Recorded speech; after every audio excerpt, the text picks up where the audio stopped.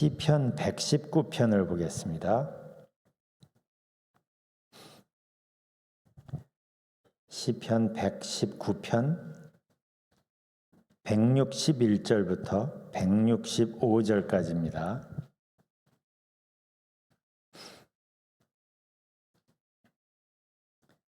시편 119편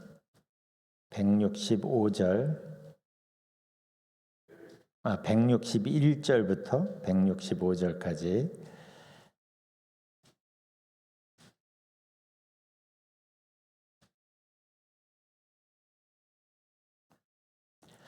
자, 함께 봉독하겠습니다. 고관들이 거짓으로 나를 핍박하오나 나의 마음은 주의 말씀만 경외하나이다. 사람이 많은 탈취물을 얻은 것처럼 나는 주의 말씀을 즐거워하나이다. 나는 거짓을 미워하며 싫어하고 주의 율법을 사랑하나이다. 주의 의로운 규례들로 말미암아 내가 하루 7번씩 주를 찬양하나이다. 주의 법을 사랑하는 자에게는 큰 평안이 있으니 그들에게 장애물이 없으리이다. 아멘. 사람의 말 속에는 그 사람의 마음이 담겨 있죠. 그래서 우리가 성경을 읽습니다. 왜냐하면 하나님의 말씀인 이 성경 안에 하나님의 마음이 담겨 있기 때문이에요. 이걸 아는 사람은 그냥 성경을 읽어가는 게 아니라 그 성경을 묵상하면서 하나님의 마음을 만나게 되고, 그래서 하나님의 말씀을 더 가까이 하게 되고, 하나님 말씀을 가까이 하면서 하나님과 더 친밀해지고, 그걸 오늘 본문에서도 느낄 수가 있어요. 161절에서 시편 기자는 이렇게 말합니다. 고관들이 거짓으로 나를 핍박하오나 나의 마음은 주의 말씀만 경외하나이다. 살다 보면 힘든 상황, 어려운 경우들을 만나기도 하는데, 그렇지만 하나님의 사람은 거기서 그냥 주저앉지 않죠. 왜냐하면 그거보다 더 큰 영향 아래 자기가 있기 때문이에요. 그래서 말하는 겁니다. 나의 마음은 주의 말씀만 경외하나이다. 그런데 참 신기하게도 하나님의 말씀의 힘은 거기서 끝나질 않아요. 그 힘든 상황을 이기게, 견디게 하는 정도가 아니라 그 상황에서 오히려 기뻐하게 만듭니다. 그게 162절이에요. 162절을 세번역으로 보면 이렇습니다. 많은 전리품을 들고 나오는 자들이 즐거워하듯이 나는 주님의 말씀을 즐거워합니다. 전쟁에서 이겨서 많은 전리품을 획득하고 즐거워할 때처럼 그 즐거움으로 내가 주님의 말씀을 즐거워합니다. 이건 꽤 남성적인 표현이죠. 우리가 읽지는 않았지만 그 앞에 103절에 보면 이 즐거움을 또 이렇게 표현하기도 하죠. 주의 말씀의 맛이 내게 어찌 그리 단지요 내 입에 꿀보다 더하니이다. 표현이 어떻든 간에 이거는 하나님의 말씀을 경험한 사람들의 즐거움이에요. 하나님의 말씀을 읽은 사람, 그리고 그 하나님의 말씀을 묵상한 사람, 그리고 그 묵상을 통하여 하나님의 말씀을 만난 사람, 경험한 사람이 이러한 즐거움을 누립니다. 103절을 보세요. 나는 거짓을 미워하며 싫어하고 주의 율법을 사랑하나이다. 살다 보면 잠깐 진실에 눈을 감으면 어떤 이익이 들어오거나 돈이 들어오거나 아니면 몸이 편해지거나 내가 할 일인데 잠깐 눈을 감으면 일을 안 하고 그냥 돌아가거나, 이런 진실에 잠깐 눈을 감으면 어떻든지 편해지거나 이익이 생기거나 하는 경우들이 살다 보면 생기죠. 그래서 사탄은 우리의 마음의 이기심을 두드리면서 비집고 들어와서 우리를 유혹합니다. 잠깐 진실에 눈을 감으라고. 그런데 그 상황을 하나님도 보고 계시다는 걸 우리는 꼭 기억을 해야 합니다. 무엇을 선택할지 잠깐 그냥 눈 감고 넘어가도 되는 그러한 상황을 하나님은 또 유심히 보시면서 내가 어떻게 무엇을 선택할지를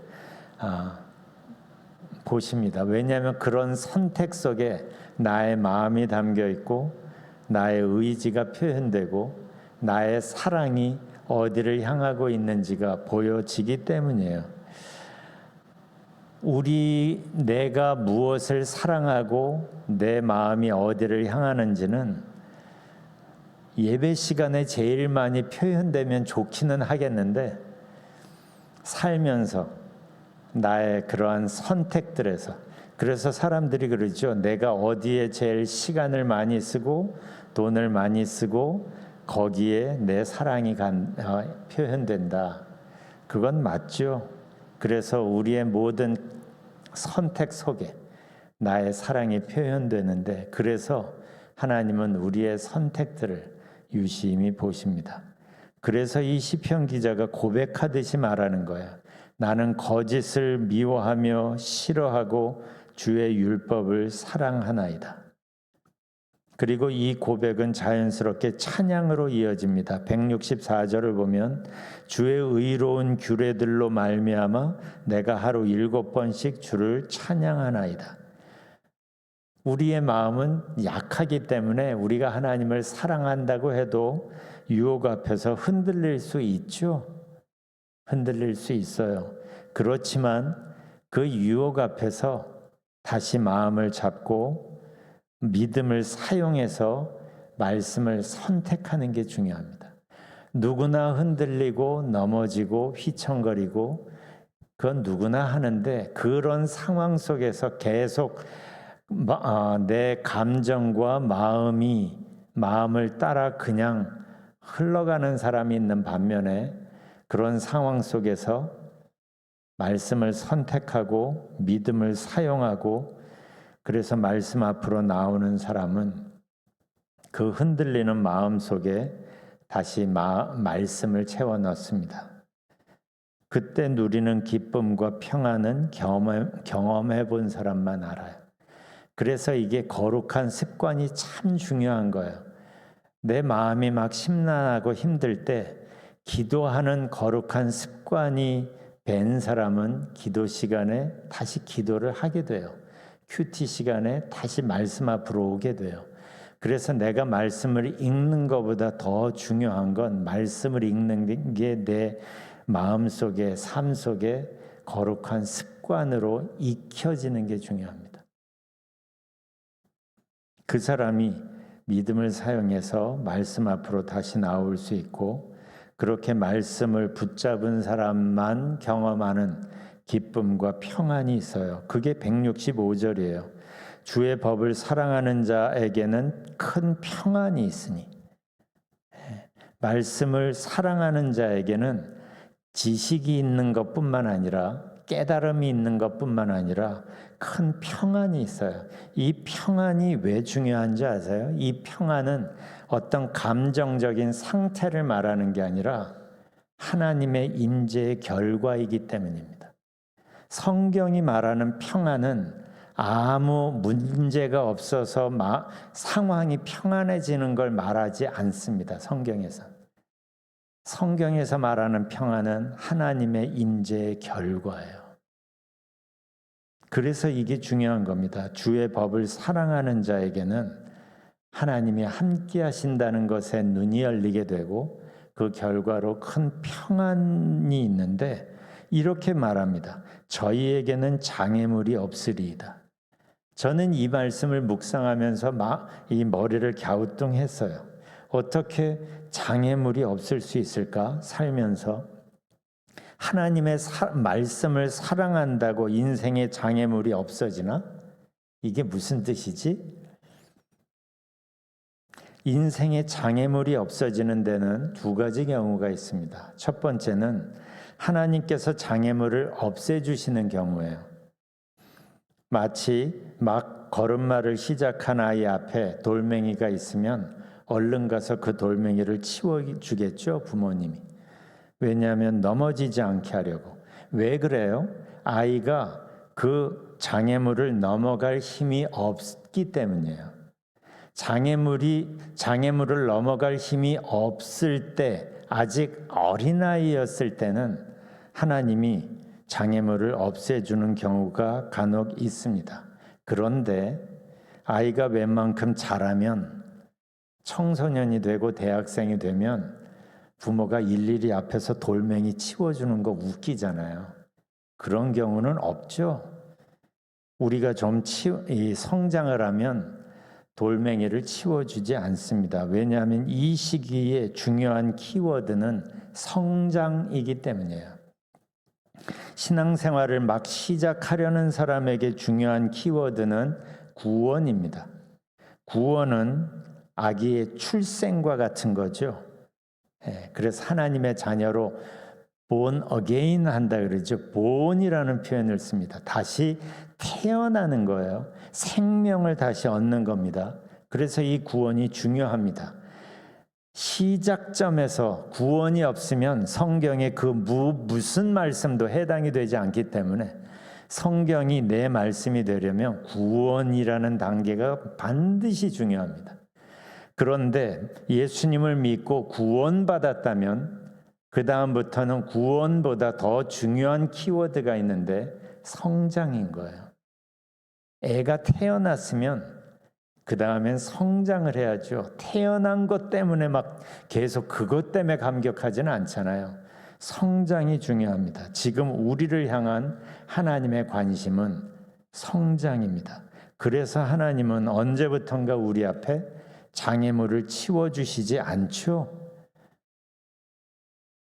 기도 분명히 했는데 하나님께서 내가 원하시는 대로 기도를 안 들어주시는 경우가 사실은 더 많죠. 그런데 성경은 말합니다. 우리가 감당할 장애물만 주신다고. 그러니까 장애물을 주시는 거예요. 치우시지 않는 거예요. 왜요? 우리로 하여금 씨름하게 하는 거죠. 장애물 앞에서 씨름하면서 하나님이 우리에게 원하시는 건 뭐죠? 그 장애물을 혼자 힘써서 넘어가 보라는 게 아닙니다. 그 장애물 앞에서 하나님을 찾는 훈련이에요. 그 장애물을 하나님과 함께 넘어가는 훈련이에요. 여기선 장애물을 넘어가는 이라는 게 중요한 게 아니라 하나님과 함께라는 부분이 중요합니다. 이게 출애굽 후에 광야의 그 핵심 키워드인 거예요. 성장. 문제가 있어요. 그런데 문제 앞에서 하나님을 찾는 훈련, 하나님과 함께 살아가는 훈련이죠. 그래서 장애물을 치워달라는 우리 기도에 하나님은 우리가 원하는 대로 응답하시지 않고 이렇게 말씀하시죠. 두려워 마라. 내가 너와 함께한다. 놀라지 마라. 나는 네 하나님이 됨이니라. 이 말씀을 우리는 하나님이 왜 하시는지 알아야 됩니다. 우리의 초점은 장애물이 있고 문제 해결에 있지만 하나님의 초점은 그 장애물 앞에서 내가 하나님을 바라보는 것이고, 그래서 하나님 내 옆에 내 안에 하나님이 계시다는 것에 눈이 열리는 게 중요한 거예요. 그 하나님과의 관계를 형성하고 그 하나님과의 관계 속에서 하루하루를 살아가는 새로운 패턴의 삶에 익숙해지는 것이 하나님께서 우리에게 원하시는 과정인 거예요. 그래서 문제 앞에서 문제는 여전히 있는데 내가 너와 함께한다 말씀하시면서 내가 어떻게 하는지를 지켜보시는 거예요. 그래서 우리가 문제 앞에서 하나님을 찾고 하나님과 함께 장애물을 넘어가고 그러면서 하나님과 함께 동행하는 삶에 익숙해지는 새로운 삶에 우리가 적응해지면 이 사람은 하나님 안에서 누리는 평안을 알게 되는데 이때 장애물이 없어지는 삶을 경험하는 거예요. 사실은 장애물이 없어지는 게 아니라 장애물보다 크신 하나님 안에 살면서 내가 성장을 하는 거죠. 그래서 장애물이 더 이상 장애물이 아닌 거예요. 내가 성장했기 때문에, 장애물 때문에 더 이상 흔들리지 않게 되는 거예요. 장애물이 우스워서가 아니라 장애물보다 크신 하나님이 나와 함께 계시고 나를 떠나지 않으시는 그게 중요하기 때문에. 그래서 우리는 지금 구원의 단계를 넘어서 성장의 단계를 지나고 있습니다. 이 성장의 단계를 다른 표현으로는 성화라고 하죠. 성화. 이 과정 속에서 우리의 내면이 조금씩 예수님을 닮아가게 되는 거예요. 이 과정을 우리가 지금 앞서거니 뒤서거니 하면서 가고 있는 겁니다. 오늘도 그 성장의 한 단계에 있는 거예요. 오늘을 살면서 하나님과 동행하는 삶을 연습해 보시기를 바라요. 그래서 기도할 때 여러분이 지금 씨름하는 그 문제 없애달라고 기도하지 마세요. 이젠 하나님의 의도가 어디 있는지 알잖아요. 그 문제 앞에서 하나님이 내 하나님이 되심이 얼마나 감사한지요. 이런 기도를 해보세요. 하나님과 함께 저 문제를 브레이크스루, 내가 뚫고 가겠습니다. 하나님 그걸 원하시죠? 내가 오늘 해볼게요. 그런 기도 한번 해보세요. 그래서 이 하루를 하나님과 동행하면 내일 주님 앞에 나와 예배 드리는 그 예배가 훨씬 더 감격스러워지게 될 겁니다. 아까 불렀던 찬송